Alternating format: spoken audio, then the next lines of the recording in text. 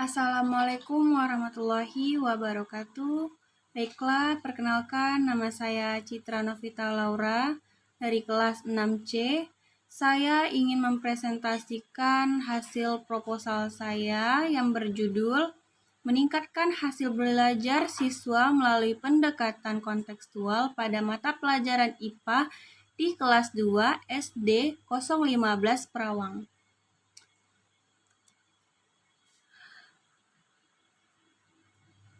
Saya akan membacakan isi dalam proposal saya. Ada pendahuluan, latar belakang, identifikasi masalah, pembatasan masalah, rumusan masalah, tujuan penelitian, manfaat penelitian. B. Kajian teoritis.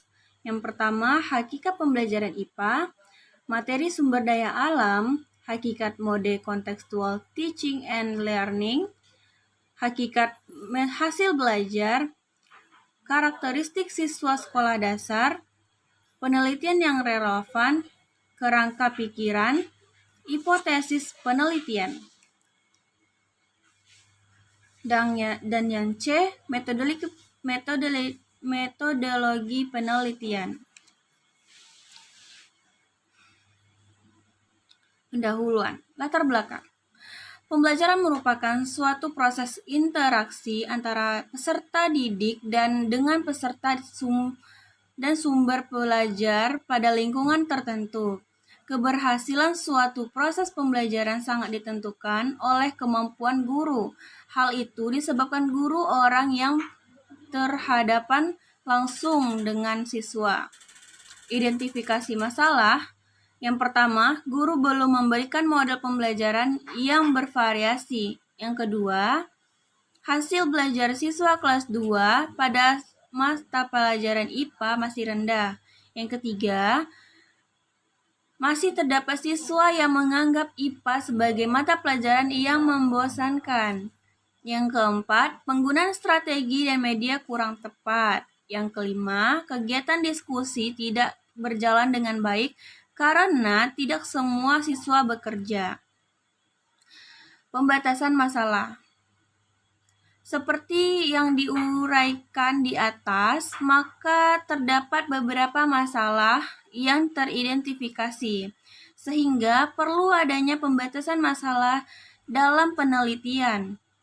Dalam penelitian ini, masalah yang timbul dibatasi yaitu rendahnya hasil belajar siswa kelas 2 SDN 05 Perawang pada mata pelajaran IPA. Rumusan masalah.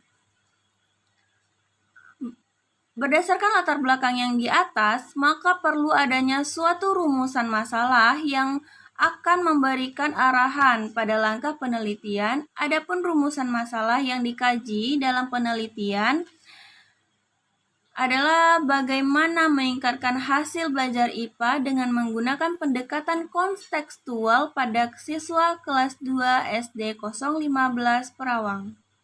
Tujuan penelitian ini bertujuan untuk mengetahui peningkatan hasil belajar pada mata pelajaran IPA kelas 2 SDN 015 Perawang melalui pendekatan kontekstual. Manfaat penelitian yang pertama teoritis, yang kedua praktis, ada guru, siswa, sekolah, dan peneliti lainnya. Kajian teoritis. Menurut Ahmad Susanto, IPA adalah usaha manusia dalam memahami alam semesta melalui pengamatan yang tepat sasaran, serta menggunakan prosedur dan dijelaskan dengan penalaran sehingga mendapatkan kesimpulan. Sumber daya adalah suatu nilai potensi yang memiliki suatu materi atau unsur tentu dalam kehidupan. Sumber daya tidak selalu bersifat fisik, tetapi juga non-fisik. Sumber daya alam dapat dibedakan berdasarkan sifat, potensi, dan jenisnya. Yang pertama, berdasarkan sifat. Sumber daya alam yang tidak terbarukan, contohnya minyak, gas bumi, tumbang, dan lainnya. Yang kedua, berdasarkan potensi. Sumber daya alam materi yaitu sumber daya alam yang dimanfaatkan dalam bentuk fisik, misalnya batu, besi, emas, kayu, serat kapas, dan sebagiannya. 3. Berdasarkan jenis.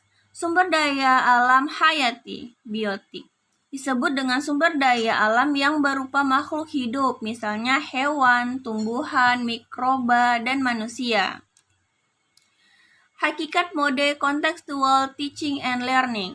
Pengertiannya yaitu model pembelajaran contextual and learning adalah suatu proses pembelajaran yang menekankan proses keterlibatan siswa untuk menemukan materi yang dipelajari dan dihubungkan dengan situasi dunia nyata sehingga mendorong siswa menerapkan dalam kehidupan sehari-hari. Yang kedua, B. Karakteristik. Hamrumni menyebutkan ada 5 karakteristik penting model pembelajaran CTL, yaitu mengaktifkan pengetahuan yang sudah ada, artinya apa yang dipelajari siswa tidak terlepas dari pengetahuan yang sudah dipelajari, sehingga pengetahuan yang diperoleh siswa adalah pengetahuan yang utuh dan memiliki keterkaitan sesama lain. C. Prinsip. Pembelajaran CTL bertujuan untuk membekali siswa dengan pengetahuan yang secara fleksibel dapat diterapkan dari satu permasalahan ke permasalahan yang lain, dari satu konteks ke konteks lainnya. Oleh karena itu, ada beberapa prinsip yang perlu diperhatikan dalam pembelajaran CTL. Langkah-langkah. CTL sebagai model pembelajaran tentu memerlukan perencanaan pembelajaran yang mencerminkan konsep dan prinsip CTL. Adapun langkah-langkah CTL yang harus dikembangkan oleh guru yaitu 1. Konstruktivisme. Proses pembangunan atau penyusunan pengetahuan baru dalam struktur kognitif siswa berdasarkan pengalamannya. Yang kedua, inquiry. Inquiry adalah proses pembelajaran yang berdasarkan pada pencairan dan penemuan melalui proses berpikir secara sistematis. Yang ketiga, bertanya. Pengetahuan yang dimiliki seorang bermula dari bertanya dapat dipandang sebagai refleksi dari keingatan setiap individu. Yang keempat, masyarakat belajar. Masyarakat belajar adalah suatu kegiatan yang dimaksud untuk membiasakan siswa melakukan kerjasama dan memanfaatkan sumber daya belajar dari teman-teman belajarnya. Yang kelima, pemodelan. Pemodelan adalah proses pembelajaran dengan memperagakan sesuatu sebagai contoh yang dapat ditiru oleh siswa. Yang keenam, refleksi.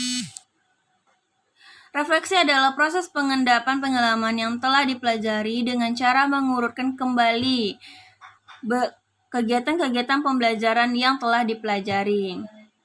Yang ketujuh, penilaian autentik. Penilaian autentik adalah proses yang dilakukan guru untuk mengumpulkan informasi tentang pengembangan belajar siswa, baik pengetahuan maupun keterampilan siswa. Ada kelebihan dari CTL yaitu menurut Anies ada 3 kelebihan model pembelajaran. Yang pertama, pembelajaran menjadi lebih bermakna dan nyata, artinya siswa dituntut untuk dapat menangkap hubungan antara pengalaman belajar di sekolah dan kehidupan nyata. Yang kedua, pembelajaran lebih produktif dan mampu menumbuhkan penguatan, artinya siswa dituntun untuk menemukan pengetahuan sendiri. Yang ketiga, pembelajaran lebih diminati oleh siswa, artinya memiliki instrumen yang beragam dan bersifat rekreatif. Siswa menjadi lebih aktif dalam pembelajaran melalui kegiatan yang dilakukan. Metodologi penelitian. Tujuan utama dari penelitian tindakan kelas yaitu untuk memperbaiki dan meningkatkan kualitas pembelajaran.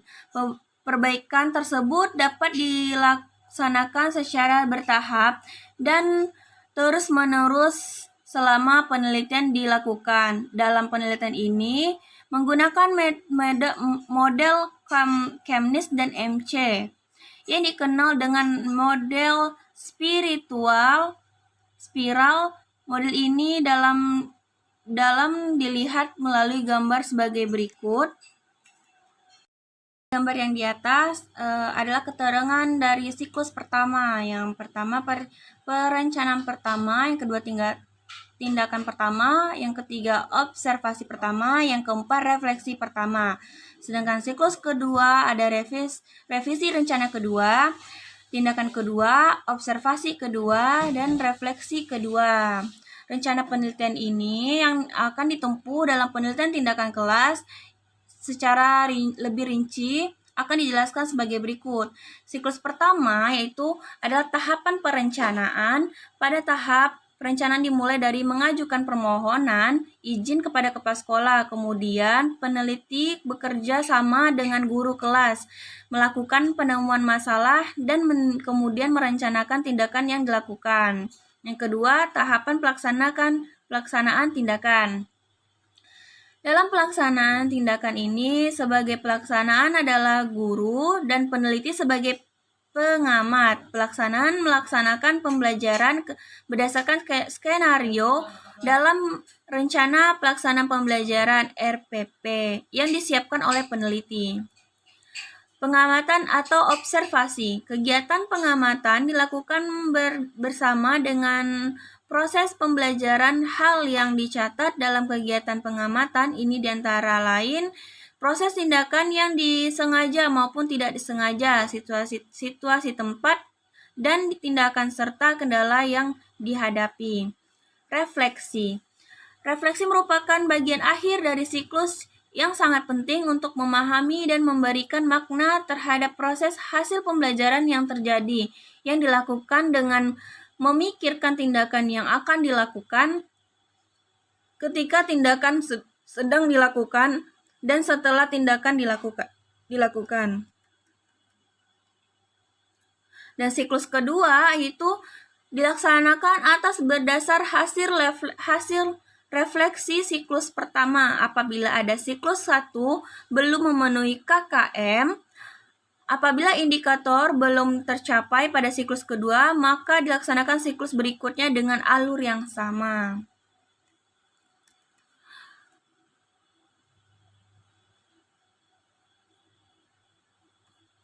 Baiklah, sekian presentasi proposal saya.